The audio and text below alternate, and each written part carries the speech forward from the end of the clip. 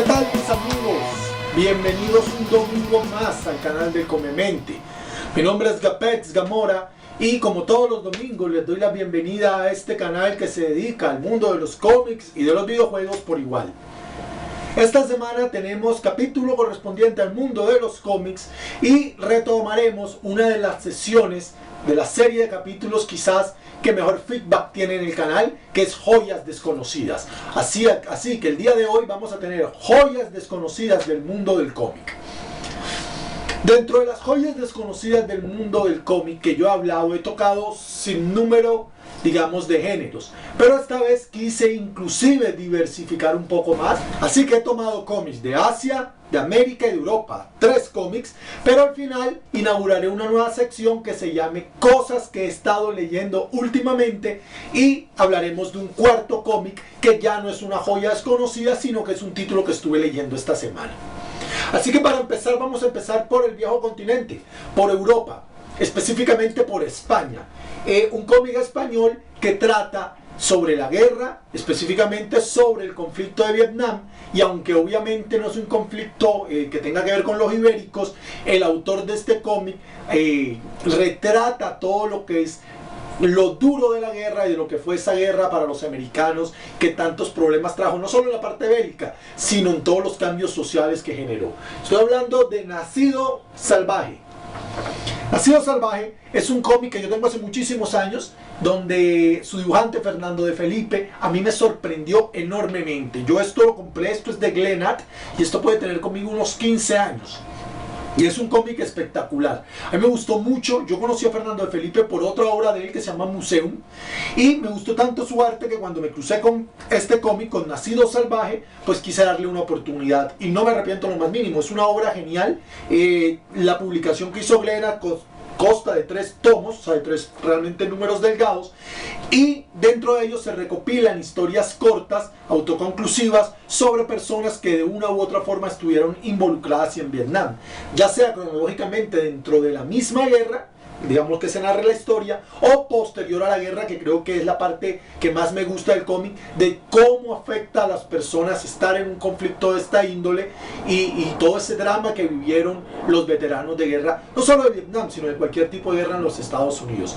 Una super obra con un grafismo impresionante y con un tema muy serio. Súper recomendado, Nacido Salvaje.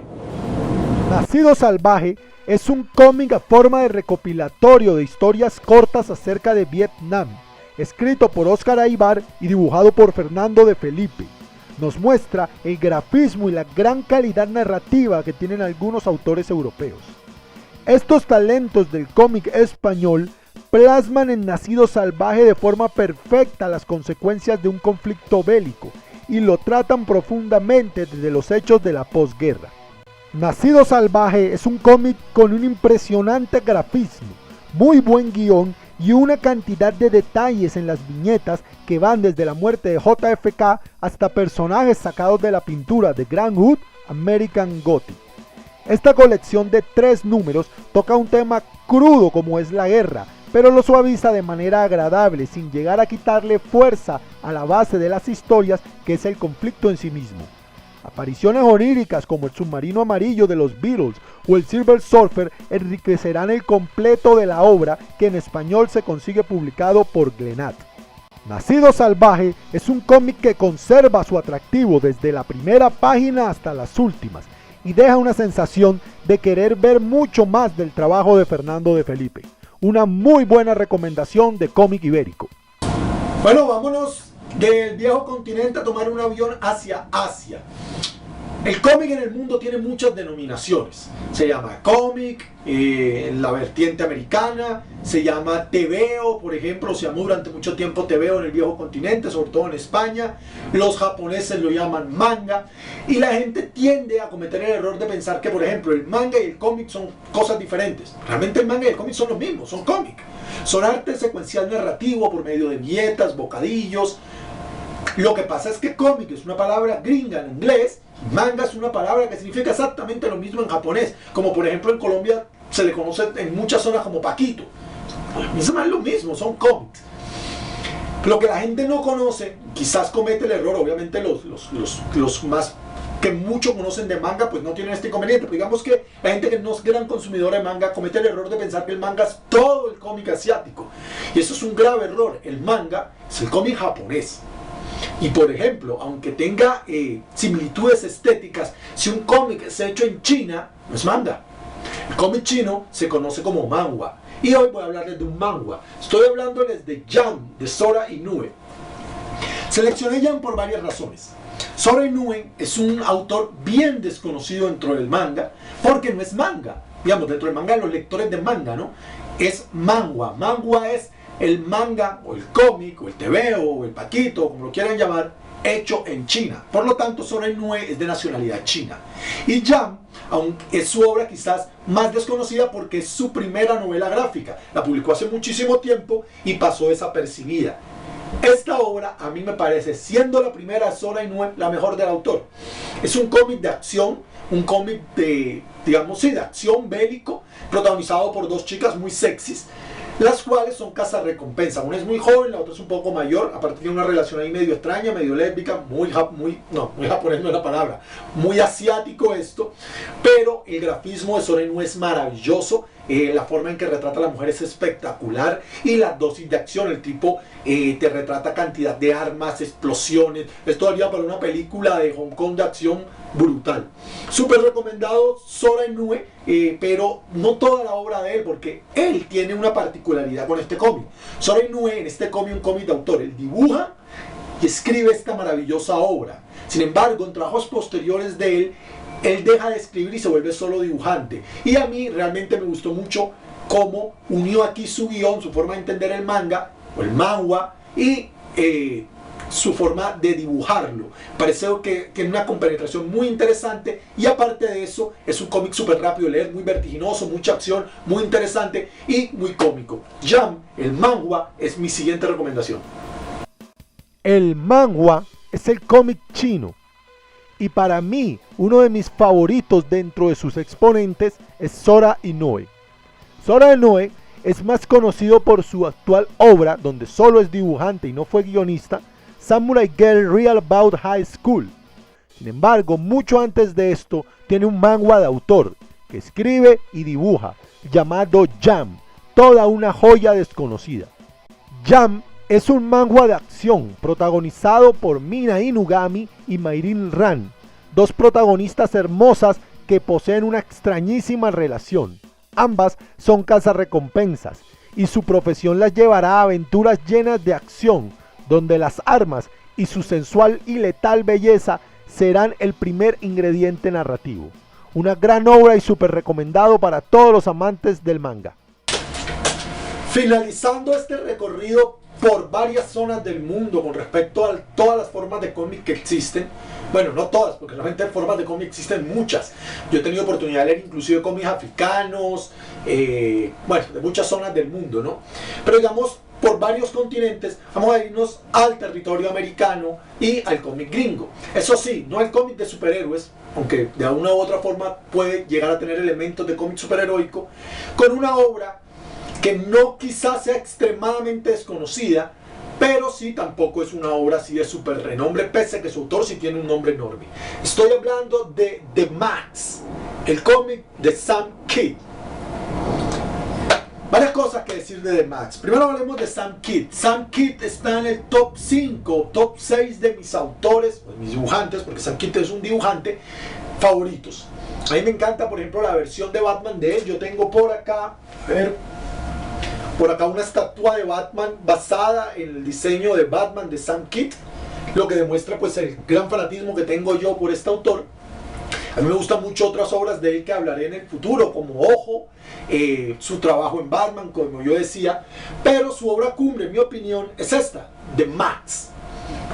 The Maxx es un cómic totalmente independiente, publicado por la Image originalmente, un cómic totalmente independiente en su visión de lo que es el cómic americano. Como yo decía, puede considerarse un cómic de superhéroes, pero realmente va mucho más allá. Tiene elementos superheroicos porque Max es un personaje, el personaje dentro del cómic se considera a sí mismo un superhéroe, aunque esto esté realmente en su imaginación.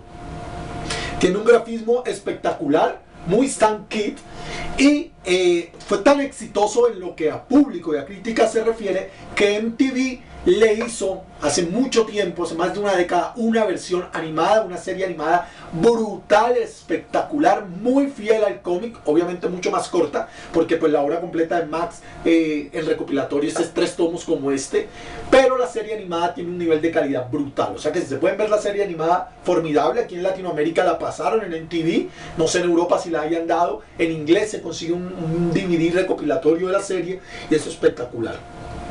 ¿Qué podemos hablar de The Max? Hombre, The Max es una persona, un jardinero que tiene una vida lo más de normal y corriente, pero resulta que en un mundo paralelo, en un universo paralelo que no está muy claro, y yo no lo voy a spoilear si es así o no, no está muy claro si solo pasa en la mente de The Max, en su imaginación, o realmente ocurre. En un mundo paralelo son otro tipo de personas, ¿no? Max es un superhéroe de una jungla, una especie de Tarzán, una especie de Conan, y su amiga, que a la vez es su amor platónico, es la reina de la selva, es una reina y él es el que la cuida y tienen una relación. Y pues, pero entonces no queda muy claro si esto pasa en un universo paralelo o pasa solo en la imaginación de él. Lo interesante del cómics es que constantemente Max brinca de un mundo a otro, entonces nos narra lo que es la vida real, entre comillas, de Max y el mundo ficticio donde Max es otra persona, donde es un héroe y donde vive una vida de lucha constante por proteger a su reina, a su Wild Queen. Es muy interesante porque este cómic no se queda ahí en la superficie y lo interesante es lo profundo que es, porque realmente este cómic nos habla de la vida moderna, de lo dura, de la difícil, de lo monótono que es y cómo Max escapa a ese mundo de la potencialidad, de la imaginación, de lo que él puede llegar a ser, de lo que todos podemos llegar a ser. Y pues, como yo les decía, no es muy claro si es su imaginación jugándole malas pasadas, si él se está volviendo loco y está, digamos, intercalando la realidad y la ficción sin darse cuenta, o que realmente existe un mundo paralelo donde todo es mejor para la vida tan miserable de estos personajes.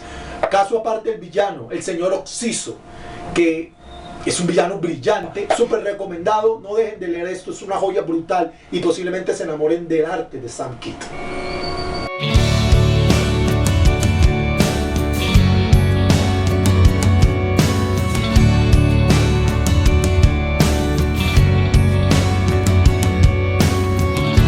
Cada conexión trae otra vez lujuria y maldición.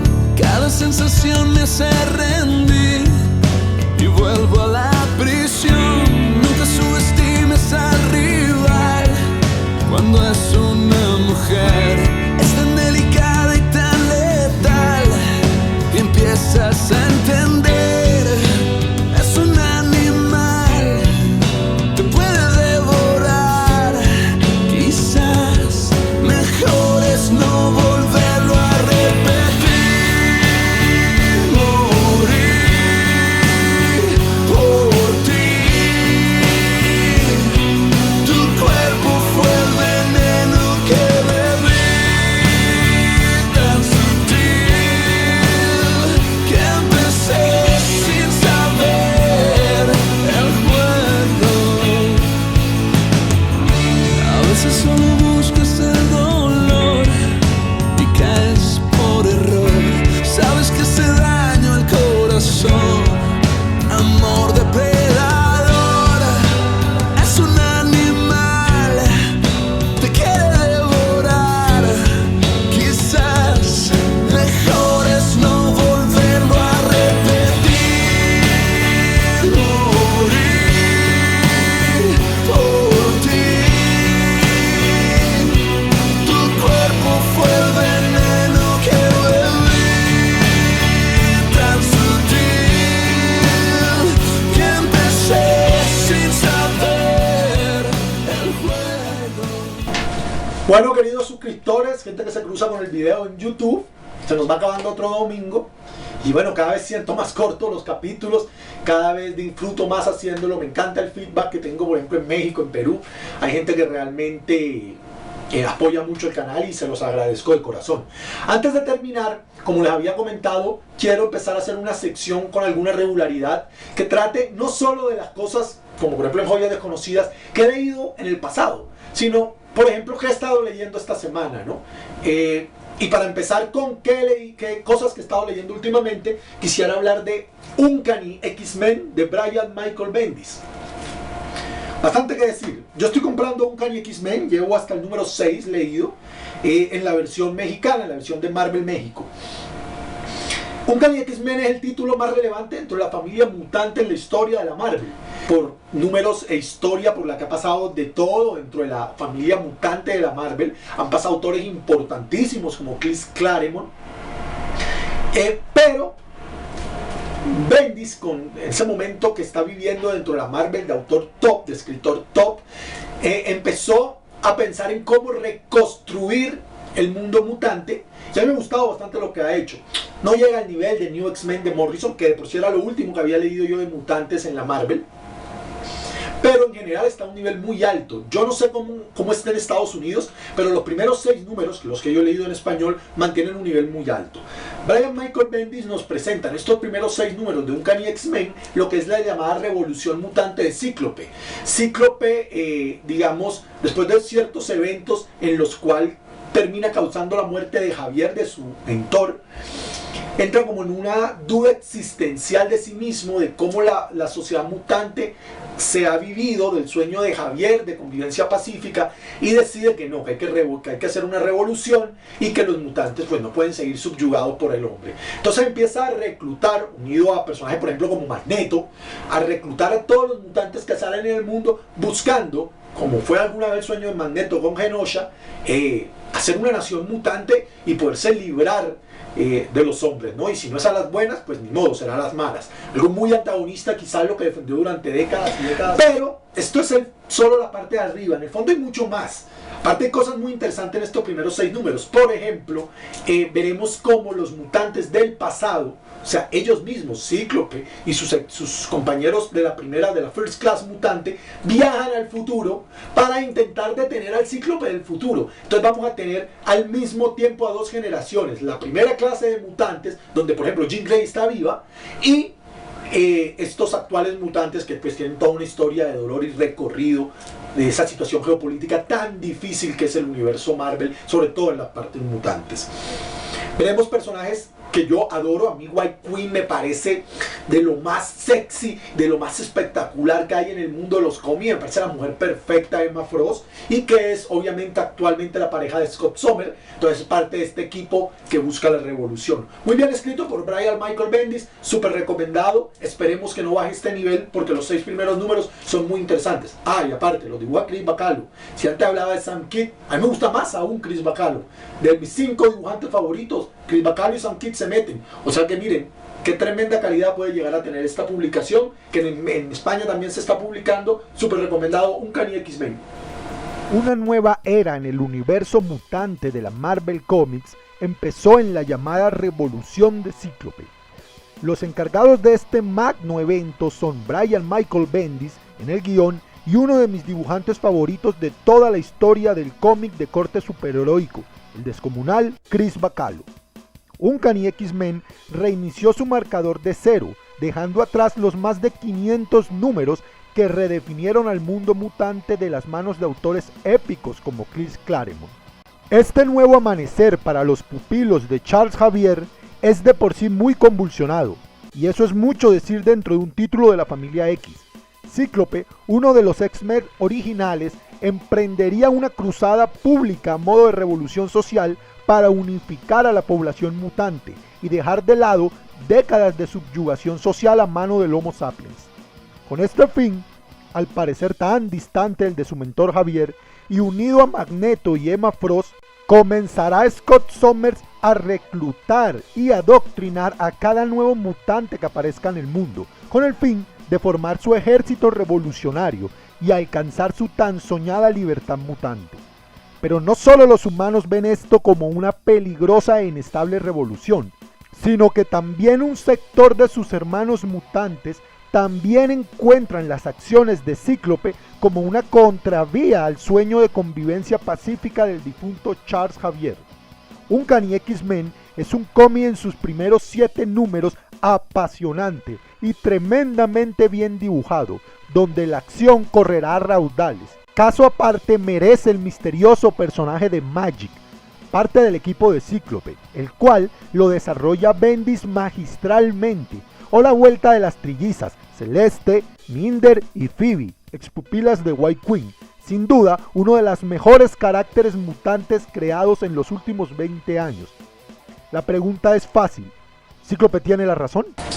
Ahora sí, hora de despedirnos un domingo más. Espero les haya gustado este capítulo dedicado a joyas desconocidas del mundo del cómic. Hablamos de cómic español, hablamos de cómic americano como Max, inclusive del manhwa, que es el cómic chino, ¿no? Un recorrido también por cosas que he leído últimamente, como decía Uncanny X-Men. Y pues nada, al que le gusten los cómics nos vamos a ver dentro de 15 días, porque pues como saben la dinámica del canal es que dentro de 8 días, el próximo domingo, es un capítulo dedicado al mundo de los videojuegos, mi otra gran pasión. Si quieren, si les gustó, suscríbanse, denle like al video. Sin embargo, aquí abajito en el video también les dejo el link de Facebook del canal y también ahí el link para los que me quieran seguir, por ejemplo, por Twitter, para tener más medios de comunicación, porque yo les digo la verdad, yo este canal lo mantengo y hago el esfuerzo. Ahora me está costando mucho hacer los capítulos por cuestiones de tiempo y de mi trabajo, pero yo lo mantengo por el espectacular feedback que tengo con gente en México, en Perú, en Argentina, en España. Jamás pensé eso y me encanta. Nos vemos la otra semana y ¡chao!